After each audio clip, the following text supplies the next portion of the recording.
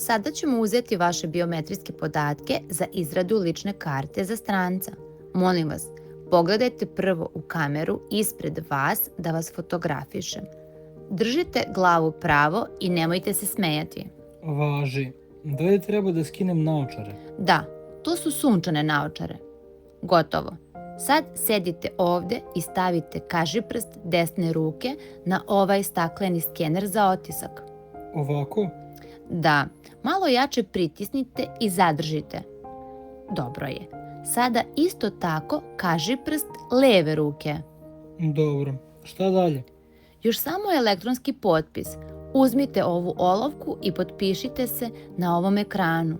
Isto kao u pasošu. Dobro. Još nešto? Ne, sve je uspešno sačuvano. Ovde je vaša potvrda o podnetom zahtevu, sa njom podižete gotovu biometrijsku ličnu kartu za 2 nedelje.